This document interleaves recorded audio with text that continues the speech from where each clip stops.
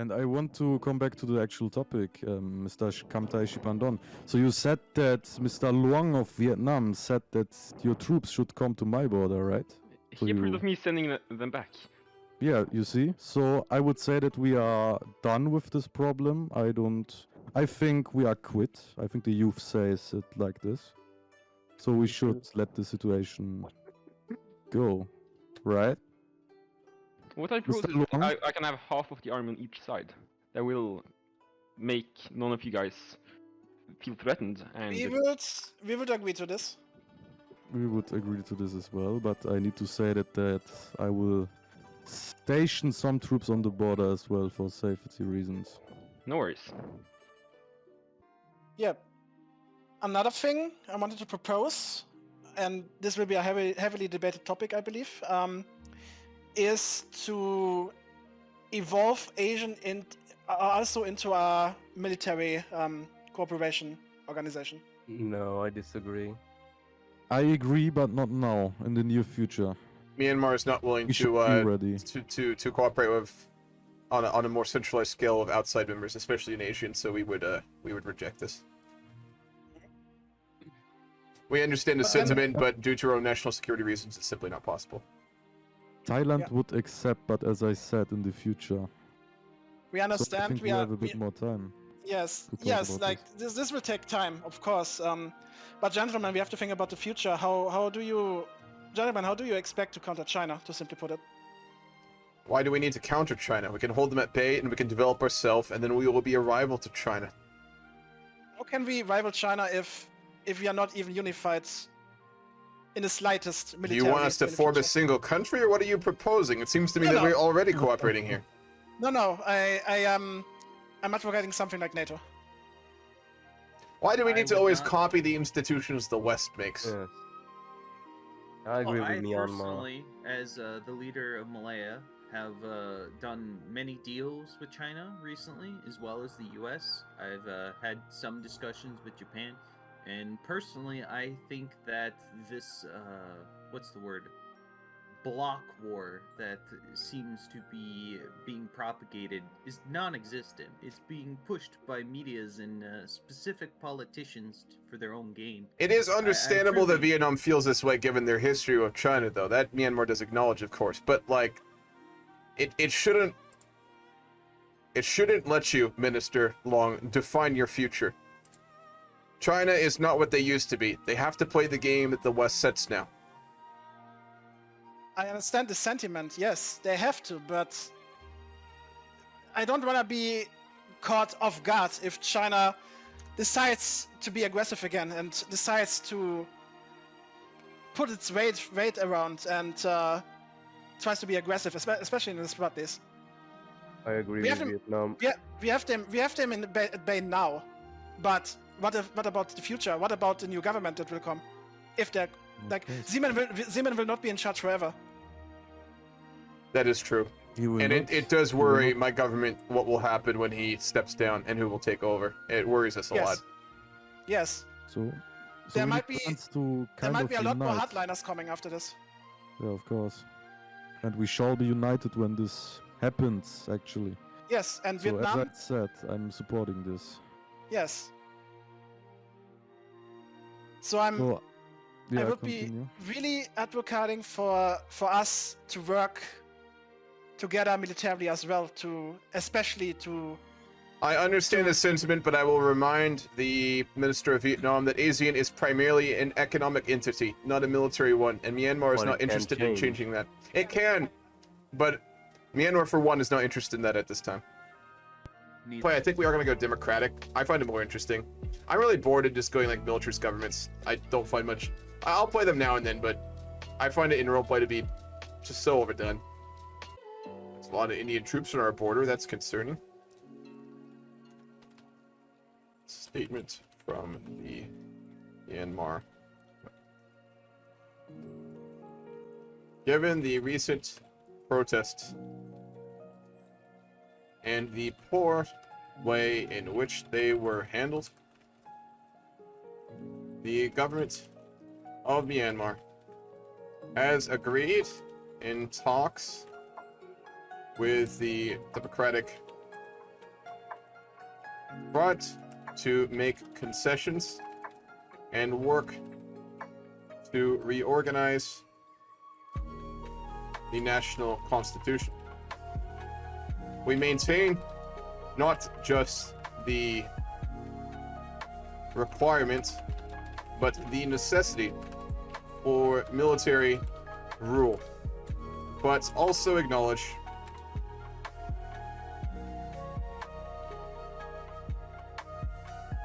that reforms must be done to keep up with the quickly growing economies of Asia. Our nation is a proud one, and our potential is great. We hope that this will show, not right now, will show a... One second, I'll get to it. Just 1 second, man. We hope that this will show a desire to not simply rule through fear, though we are willing to take more extreme measures if order does not return to the capital. Promises of the Democratic Front are that the protests will stop if the new constitution is signed. All right, so let's go talk about a bailout with the Americans. Hello there. Hello. Yes. Hello. This is an economic minister for the Myanmar government. Yes. How may we help? I'm sitting here at the behest of Thon Shui. He apologizes for not being able to come here personally, as he is still dealing with the constitutional revisions in negotiations with the Democratic Front in Myanmar. We are working on reforming our government, as you well know, and we have cracked down heavily on the child soldier issue, as I'm sure you also are aware. Your intelligence has made you aware of these issues. But my government is growing increasingly unable to do many of the reforms we want to do to the economics of our country. The interest rates that we have to pay on the foreign debt, which is gouging our country currently, is becoming debilitating and makes reform become much less possible for my government. We wish to seek the possibility of a major bailout from the US government under the assumption that we are continuing to make reforms and have cracked down heavily on many of the issues you, along with the EU, have seen with our country. That can be arranged. Wonderful. We're happy to write out the terms and would, of course, open ourselves up to American investors more so than other regions if you'd be willing to cooperate with us. Of course. That is good to hear. In that case, we will write up the paperwork right now and send it over. All right. Wonderful. Your share should have been paid. This is So huge. it's only 30 billion. We Not are. really a lot. Sorry. No, I'm just saying it's not really a lot that we paid. It helps. It did bring our interest rate down by 8%, which is absolutely massive. American credit and capital flow is huge to dealing with this crisis in our country. So we thank you for being willing to do that. Of course, It's- the Human Rights Fund will continue to flow into Myanmar and other countries that needs it. We are committed to, although keeping a very strong presence, of course, of the Thai-Myanmar government, but with necessary reforms to encourage capital growth here in Myanmar. So we thank you for it. No problem. From Vietnam. Thank you, General Secretary. Dear colleagues, China is presenting an ever-growing threat, especially now with the leadership change. Mr. Zeman not in power anymore. We are watching with worried eyes towards the rising dragon, as many people will call them. Vietnam will defend its interests, especially in the sport list. Vietnam will not bow to Chinese domination in the Asian region, and Vietnam will work together closely with its allies, such as the newly quote-unquote Soviet Union, to deter China, and we will build this relationship with Russia to also strengthen our armed forces and to further cooperate economic and military cooperation between our states. I have to say that we are quite disappointed by the Asian meeting. Many countries have been well, how should I say that? They have been very well not receiving the idea of military cooperation between our countries to counter China, and we found this quite disappointing, and this might force us to look elsewhere for this.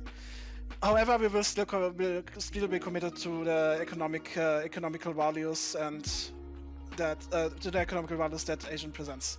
Thanks for letting me speak. Thank you. Ewan calls upon the speaker from China.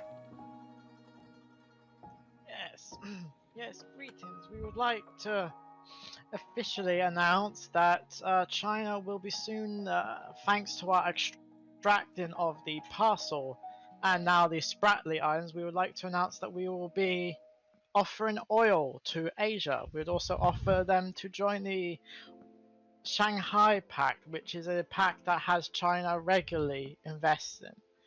We would also like to discredit the Vietnam claims that we're trying to use brute force when Malaysia themselves agreed to sell or at least make a deal with us given the Spratly Islands that they had to China. We'd like to make this clear that China is open for business. We are open to sell our oil to such nations. Thank you. Yep. Okay, so generally speaking,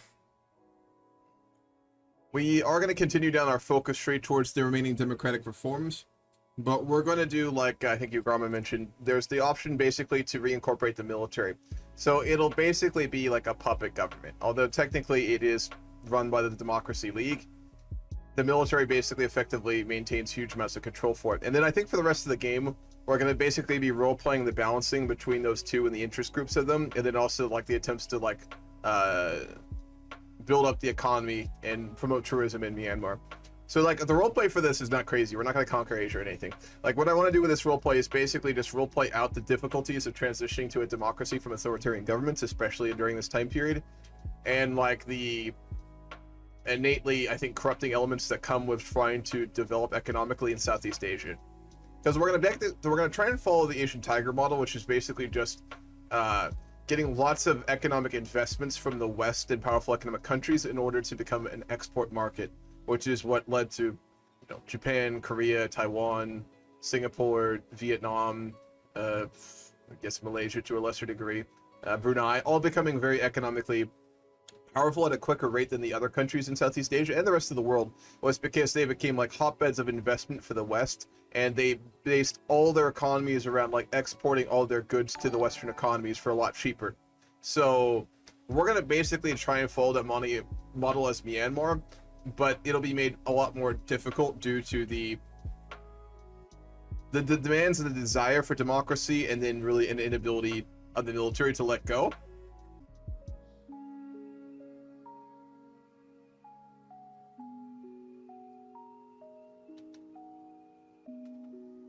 Statements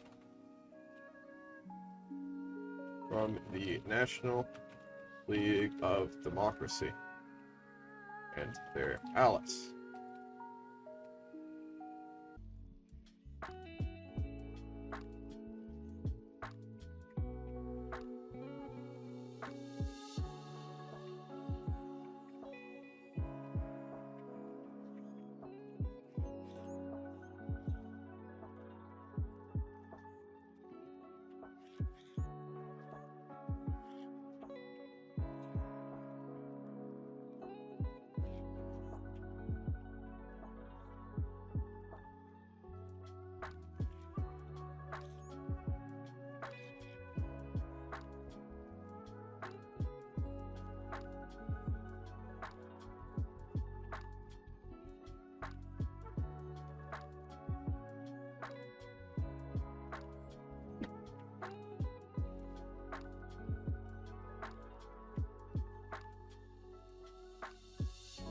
Invitation to Myanmar Space Agency and its people into the United Nations Space Alright. Program and the United Nations Space Station as part of the joint humanity research program in space.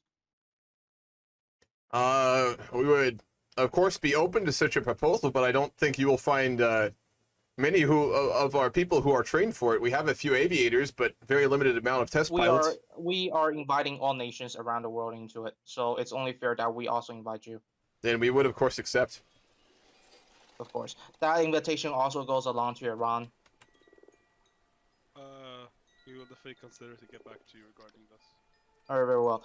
If you accept it, can you just post a weekday news yourself and then ping me, because I got so much people to talk to for real. Okay. Alright, thank you. Yep.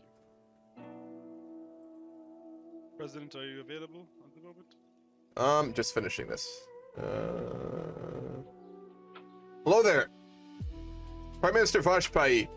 I am a representative from the National League for Democracy and the recently formed Democratic Front in Myanmar. Are you aware of who we are and the present circumstances in our country?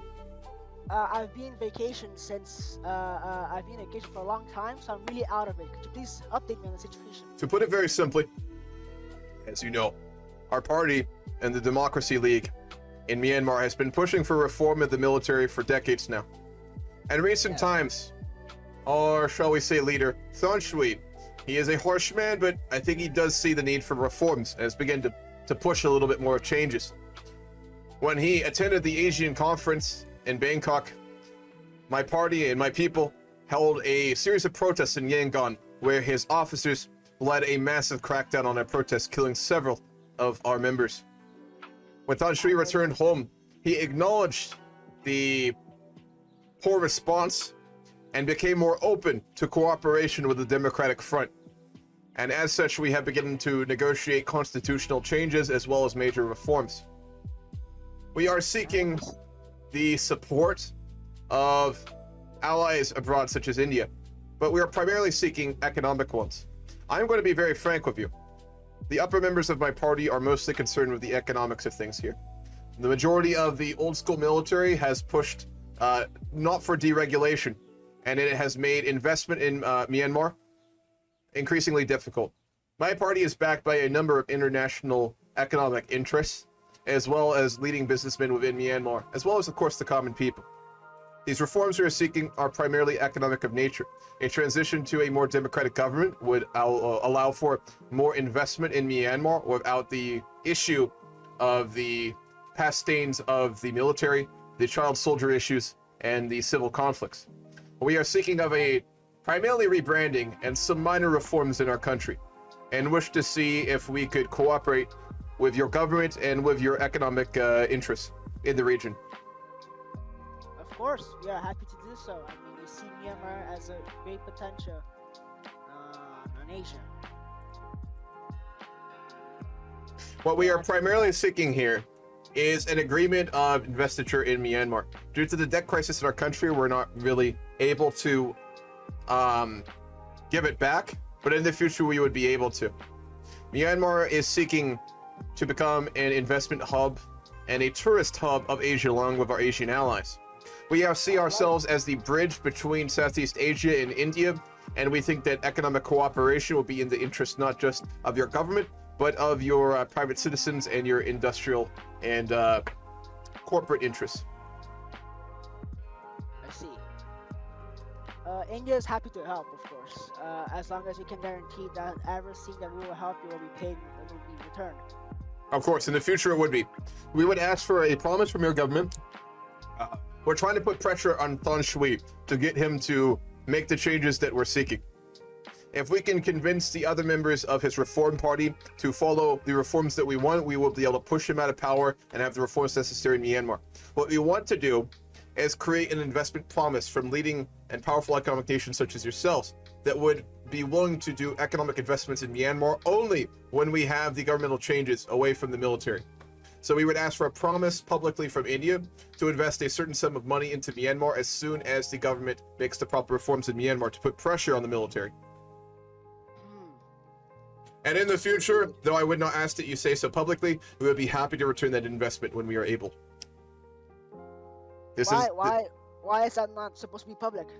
Because we need to pressure the military. If we simply get a mutual investment deal with you, it will seem as though there is no pressure being put on them. if you understand. Let me just get it straight. As soon as you rise in power, I shall invest in you. Very well. Could you make a public statement promising whatever you wish as soon as the military junta is no longer controlling the direct government in Myanmar? Okay, I think I can do that. Wonderful. I am very glad to hear that. We are always happy to help a emerging democracy. Indeed. Indeed. We look forward to continued cooperation with you, Prime Minister Vajpayee. Thank you for your time. Likewise, thank you. Good luck. Hello, General Thein Sein, leader of Myanmar. He is the king of Thailand. Greetings. You're speaking with Thun Sin and the members of the Democratic Front Advisory Committee, who are jointly administering the government's transition away from the old system. What can I do for you? Yeah, first of all, I think I would like to congratulate you, since you do what your people want. The opinion of the people and the will of the people is always priority number one for my government as well. So yeah, congratulations. And I would like to have more information about this transition into the next government to keep, communication between our nations going. The first thing we are negotiating is the release of Aung San Suu Kyi, who, as you know, has been imprisoned for quite some time after the we will say the protests that resulted in her imprisonment in the past.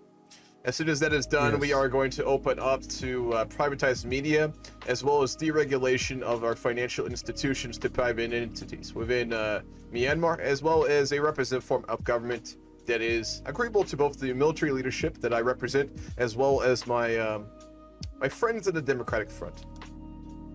So you will have still a militaristic government with some democratic elements, right? We will both jointly work to better the future of our nation together. Very well, I wish you the best of luck, and I would like to get more information, since we still want to continue the tourism plans that we had with the former government. So when everything is transitioned, I would like to meet you again with future tourism We'd be happy plans. to do so. I know that there are many interests within the Democratic Front who are looking to open up to international investment the tourism industries on the southern coastline of Myanmar, and we have already talks of several investors internationally to do so, and wish to continue to cooperate with Thailand in order to become a hub for such things. Very great. Okay, nice. Good to hear. I wish the best of luck for your nation. I mean, yeah, the will of the people shall be heard, right? Of course. Just like I listen to my people. Always. Thanks for having me. You as well. Cool. All right, let's raise the tax rates. Myanmar. Hello there. Is this a secure line? I would like to think so. Good, good. I have, this is the Prime Minister of South Korea. Ah. Prime Minister Daejung, what can I do for you? I have some questions in regards to your government. I see that you are taking a more democratic route towards elections and stuff. Indeed. Is that true? Yes. Okay. What are your steps in procuring that? We are in the process of opening up the power of labor unions, after which we will be formally forming a new government, which will be underneath the leadership of Aung San Suu Kyi. Okay. Within several months, we will have a new government. Cede power to the NLD. It is time to give up power to the pro-democracy camp. No matter, we have preserved the military's independence and influence in the constitution we drafted. So now they're basically jointly in power. The Democratic Front, which represents, on paper, the people of Myanmar, but in reality, really the corporate interests and a lot of international actors, primarily corporate, but including some countries, will have equal influence of government with the remnants of the military, which does not include, obviously, Than Shwe and the old guard. So we'll have a bit of a hybrid government, which will be really interesting.